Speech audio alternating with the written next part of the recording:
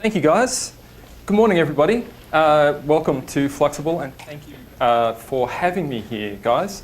From my accent, you may have picked up, and from the tennis reference, you may have picked up that I come from Sydney, Australia. I think I travelled further than Ian by a touch, maybe. But then he was in Australia only like last week anyway. So he's been doing the rounds of the globe as well. So thank you and welcome. I have a sort of a varied career, but currently my sort of main focus is I am one of three principals of a design studio based in Sydney, Australia. We do a lot of work to help companies design new products and services, not in the digital space, in all sorts of spaces. I've been working in cafes a lot recently. One of my business partners has spent a lot of time in jail doing research rather than being locked up. So we have a sort of an eclectic mix of projects going on across a variety of things. You may guess out of those two sorts of projects, I won by being able to hang out in cafes. He clearly lost by hanging out in prisons. So they're both interesting projects. What we're talking about today, though, is where new ideas come from, and in particular, how do we get the insights for those ideas from people. We're going to focus particularly on customers, ex-customers, non-customers, the people who both use your products and the people who've taken a look at it and gone, no thank you, just not interested. What do we learn from those people, and how do we sort of then jump off and come up with new ideas?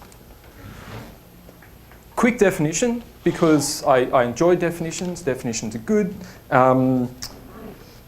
Here's what I'm talking about when I think about innovation. We tend to focus primarily on the third one, which is in innovation. And I feel like the microphone is cutting in and out. Is that right? Okay. There's going to be like a hot spot, and if I stand still, I'll be fine. So I'll stick here for the moment. We tend to focus on this idea of a new method, a new product, something that, that's what we mean by innovation. I really prefer some of the older definitions, this idea of innovation being an insurrection, like a revolution. We are really, really changing the game. We are mixing things up in their entirety. This is one of the beauties about design work, is that we get to operate in this space where we're constantly trying to effectively change the world by coming up with new and better ways of doing things. I described this recently as design is a humanizing force. We get to bring humanity into technology and make the world a better place for the people who are in it. We do it in many, many ways. I'm going to focus on one of those. So we have effectively two ways or two types of new thing that we come up with. The first of those is these sort of incremental changes, and there's nothing wrong with incremental change. Improving things one step at a time has been the cornerstone of Toyota's success over the last 50 or 60 years. They do 100,000 little things better every year. And those things add up to massive innovation, massive change, massive improvements in efficiency and the way in which they go about things. Their cars are better, their manufacturing processes are better, their service practices are better, and they are constantly pushing ahead, and they do it in these tiny little steps. And they have a workforce of tens of thousands, and every one of those employees is empowered to make those little steps and make those little suggestions. They have set up a system where they can act on it. It's a fabulous thing for them.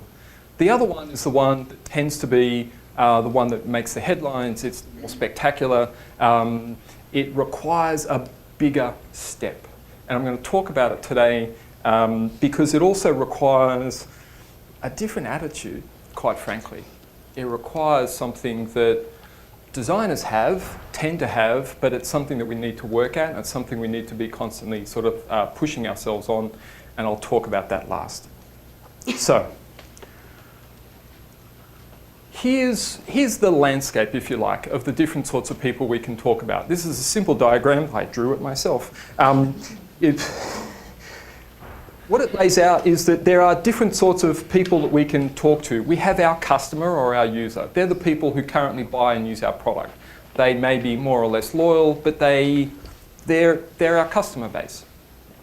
there is a broader group of people who sometimes use our product, sometimes they use somebody else's. They are solving their problem using something that looks similar to the thing that we make and sell, but they're not necessarily loyal to us. If they had a better option, they'd probably bugger off and use it.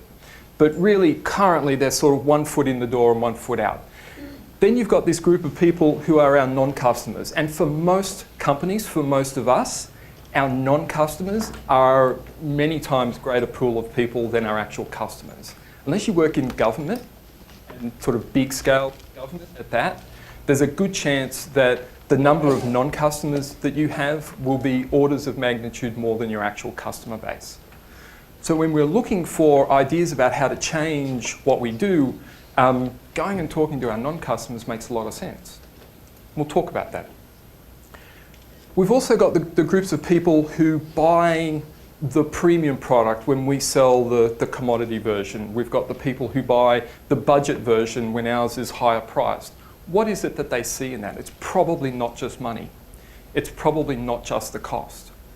There'll be other things at play, things that they don't value as much or value more and value enough to pay extra for if that's the case. What are those things?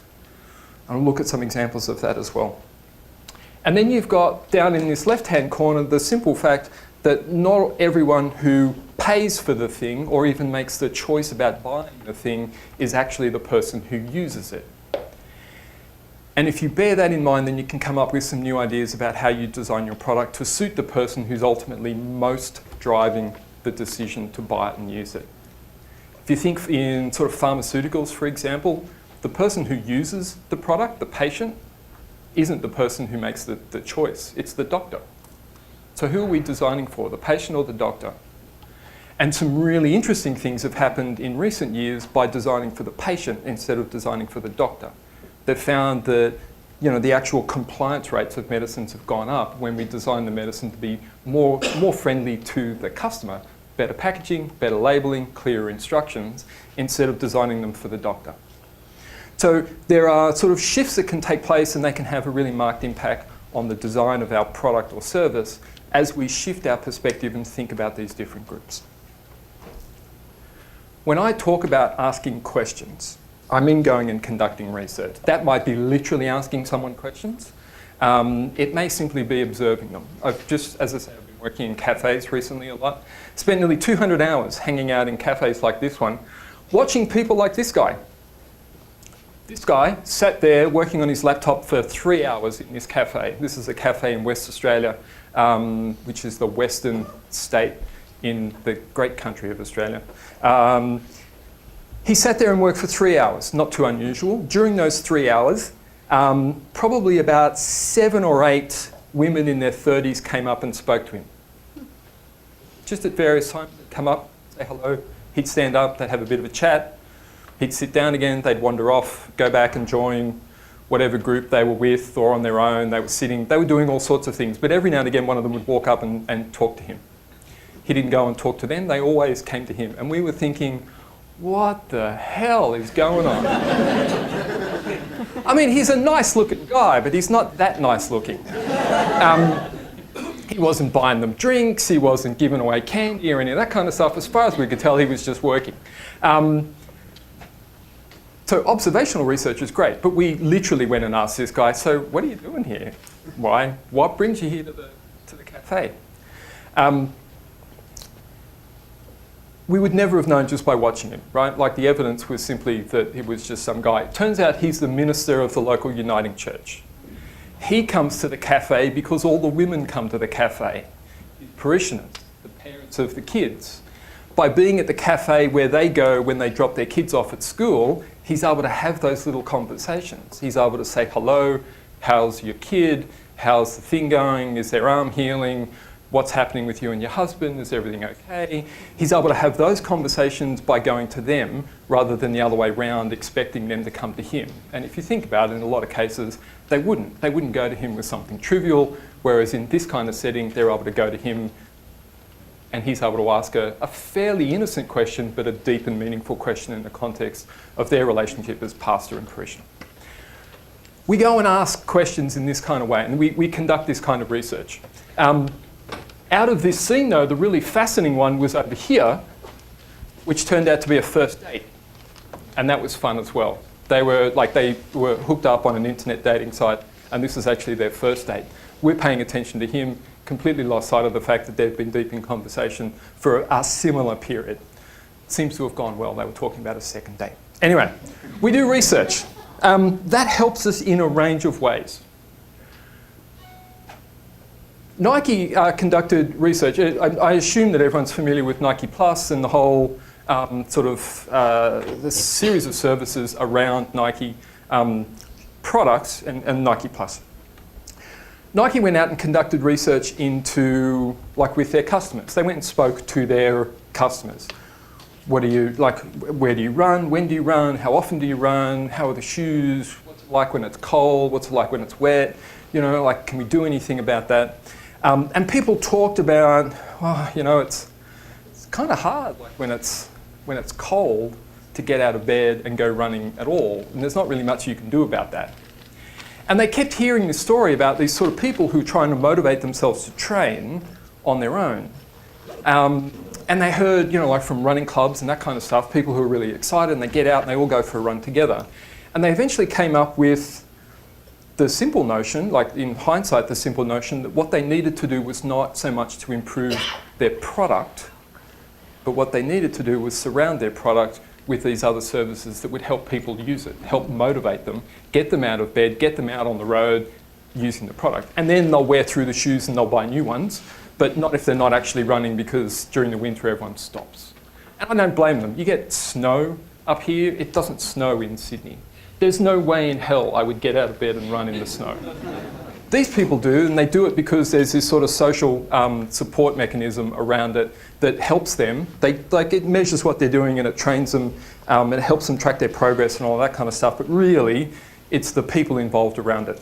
Now, they wouldn't have known that if they hadn't have gone and spoken to their customers, but they did it in a way that allowed them to think a little broadly, not get too focused on improving the product.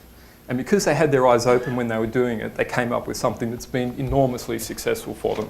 It's helping them to redefine who they are as an organisation, look at the need that the customer needs them to fulfil rather than the things that they make. And that's an important thing that they've transformed. Near customers. This person is not a gamer. This is not a traditional console gamer. A console gamer traditionally is someone who will happily sit on the sofa for hours with some kind of caffeinated drink and potato chips and headset and talk to someone in another part of the world and happily just sort of game away for hours and hours. And in order to sell more consoles, you made the graphics better and the sound better, and you made the motion faster and the action bigger, and you made it high definition and surround sound and with subwoofers and all the rest of it. And it was all about the technology. This person could care less. They wanted to be up and about and doing stuff, and every now and again the family had sort of convinced her, come on Mum, let's play, we'll do just a little bit and she's like, okay, and I can't really make this. Okay, all right, I'm going to go and do the laundry. And she'd disengage again at the very first opportunity. No engagement from this person at all. They were sort of there, but only because they had to. And then these guys came along and put out a console that had worse graphics. Sound wasn't great. The whole sort of animation style was nothing compared to what you're getting on the Xbox or the PlayStation. Totally different basis of competition, because they realised and they saw that for this type of person, being active was more important. And suddenly, things like the Wii Fit and Yoga Mat and Wii Bowling and Wii Tennis and various other bits and pieces became an active thing that you did rather than this sort of passive thing that you did using the controller. We went from sort of sitting on the couch doing this stuff, so really getting up there. And if you've ever seen like a 75-year-old woman play Wii Bowling, you'll see the difference that this has made to their market. It's a huge, huge change. And what they did was try and understand what put this person off about gaming consoles. And they came up with something that was much more attractive to them. Anyone heard of these guys? Yellowtail wines? Yeah, I'm sure you do. These guys went and asked non-customers, like people who just don't drink wine at all, and they went and sort of looked at what was the problem? Why don't you like wine? What is it about wine that you do not like?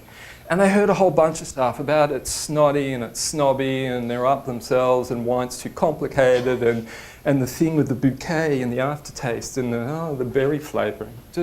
I just want to drink, you know. I'm going to grill some steak and I want something to drink with it. And the 6,000 selections that you've got on your shelves are just a little bit too much for me. Versus the beer fridge where I can grab a 6-pack and be done. So I drink beer. Because I like beer? No, because they don't overcomplicate it and try and make it into this art form. So these guys came out with a new class of wine. They radically simplified the selection. When they launched this brand, they had 2 wines.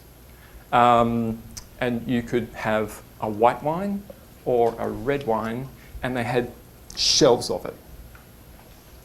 Normally, if you've bought a bottle of wine recently, you'll find like one winery buried in amongst 500 others in the Shiraz section, and then over in the Sauvignon Blanc section, there's another 500 different wineries, and there's one bottle of each over there. And you try and sort of, okay, you sort of narrow it down. You go, okay, I'm interested in a white, and then I'm interested in that type, and something a little bit fruity, and something a little bit, and then finally you get to choose between one of 200 wineries from different parts of the world. God hope you understand what the difference might be. For this whole class of people, they just didn't give a shit. Like, they didn't care.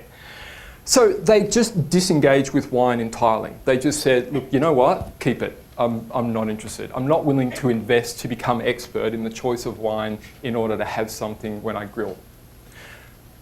These guys came out, big shelves, white, red, and suddenly they had beer drinkers migrating over to wine in droves. Because the choice now was simple. They'd radically simplified the choice. That's it, a red wine and a white wine, pick one, go home. It's ready to drink now. Don't worry about cellaring it for 5 to 8 years. You know, like don't worry about the humidity settings and making sure that you turn it every couple of weeks. There was none of that. No mention of it, nothing at all. It was all about pick it, drink it, be done. And it brought across beer drinkers. And it also, what was interesting was that a lot of wine drinkers who were kind of fatigued by that whole business of the complicated choices came across as well. So even though the product itself, if you think about it, the quality of the wine was a little bit lower, the price was much lower, but it was all about that sort of radical simplicity that just attracted people in droves. They got there by talking to their non-customers, people who just said, forget it. So, I'm pretty sure you have Keep Cup here in Canada. I'm sure I saw some just recently. Reusable coffee mugs. The world has this sort of issue where, and I'm going to point around, we go through something in the billions of disposable coffee cups each year. I'm not sure what it is in North America. I think it's something like 2 billion disposable coffee cups a year. We've moved from styrofoam cups to paper to make them a little more recyclable, that kind of stuff. These guys came up with the idea for a reusable cup. Fair enough, they'd been them around for a long time. They thought they were onto something, they had a design, and what they found was that they just weren't selling. So they went and did some research. They went like a little like I'd done, hung out in cafes for a while, and what they noticed was that the problem wasn't that customers didn't like them. The problem was that the baristas didn't like them. They weren't a standard size. The travel mugs that you get and bring in their favourite coffee mug from home, they're all over the place. They're not an 8 ounce or a 12 ounce or a 16 ounce cup. They're whatever the hell Corningware made them. You know, they're not these standard sizes. So when I walk in the door and I say, I want a large latte in some mug that's probably about 24 ounces, it's hard for the guy to make it.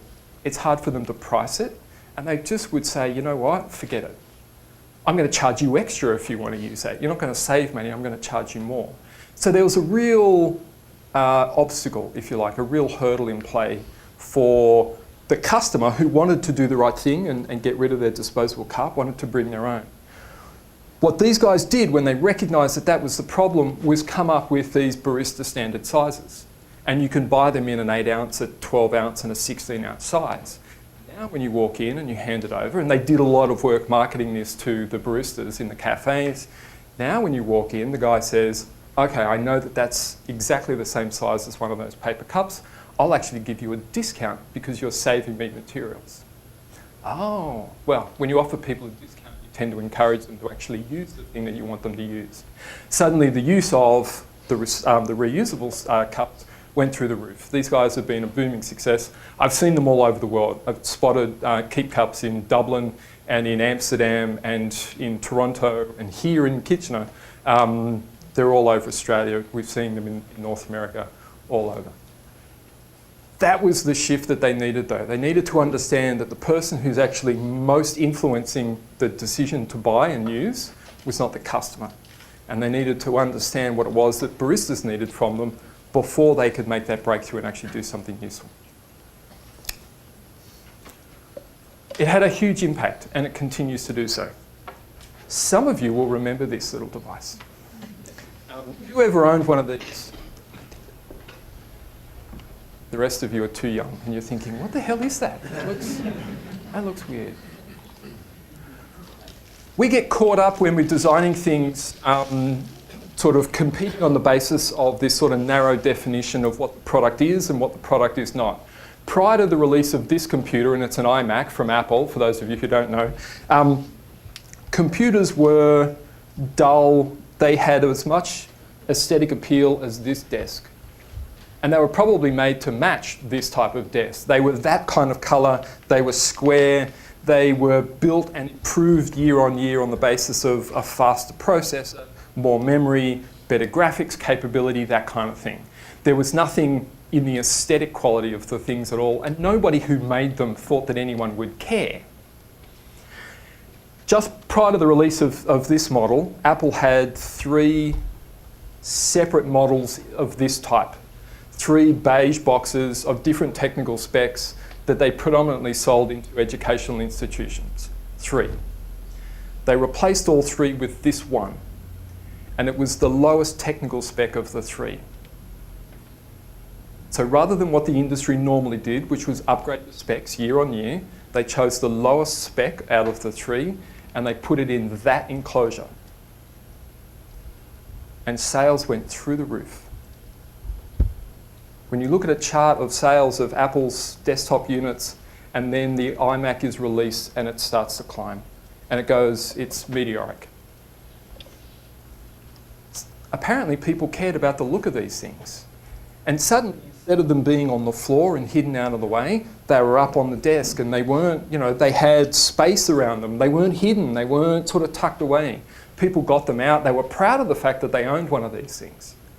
Suddenly the aesthetic quality of the computer became a real selling proposition.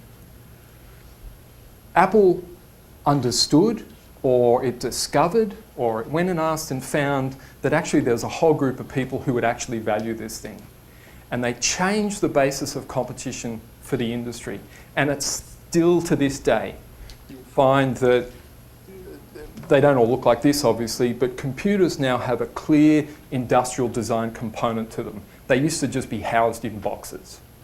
Now there's a lot of thought that goes into the design of each individual box, each individual enclosure. There's a real care taken. If you've seen Apple's latest ones, they're this sort of matte black cylindrical shape. I mean, they're really thinking. They're really trying hard to make these things look as good as they work. This was the turning point, and it was a huge shift. This is another one. And what we're sort of looking for is an understanding of, in the case of the Apple iMac, something that people value that the industry currently doesn't offer. And in the iMac's case, if I go back, in the case of this machine, what people valued that wasn't being offered was an aesthetic quality. When we go and talk to people, talk to customers, non-customers, whoever else, the other thing that we can look for are habits. things that people do without really thinking about. There's a momentum and inertia in our day-to-day lives that we sort of, we don't really want to go against. It's too much effort. Quite frankly, it's too much effort to go against the grain every single day. We get into these routines, into these habits. This was a project done for Bank of America. It was by the design firm IDEO. They went and as part of their research into the way people engage with their finances, they noticed that a lot of Americans write checks. I was surprised when I learned this, but you guys, and I'm not sure in Canada, but in America they write checks. I haven't written a check in 20 years. I receive the occasional check, normally from the government. Like, that's it. That's my sort of, if I was given a checkbook that had, like more than about 3 checks in it, I'd wonder what was going on. But that's not the same as it is here. And what they found was that when you write a check to pay a bill, you quite often round it up. It's a $44 bill or 38 cents. 43.37, you'll write a check for $44 and hand it over. And the 63 cents you don't care about. Because it's easier to keep track of a $44 bill than it is to keep track of $43.37, especially when you're reconciling your checkbook by hand. It's another reason I don't use checks. These guys saw that, noticed that people were rounding up, they didn't care, and they decided to do it automatically. Every time you purchase something, $4.50 cup of coffee or a $6.37 sandwich, they'd take the difference, they'd round it up to the next highest dollar and move the difference into a savings account. Oh, I'm saving money now. Like before I was giving it to the utility company, but I'm actually keeping it now. 12 million accounts were opened. 12 million accounts were opened that use this feature. It was huge, had a huge shift in the way in which the banking industry treated deposit accounts and saving accounts. By any sort of stretch of the imagination, it was enormously successful for them. And it came with that insight about a habit. It was a really, really nice one. Who likes to go camping? Who much prefers a hotel room? These guys came and asked why.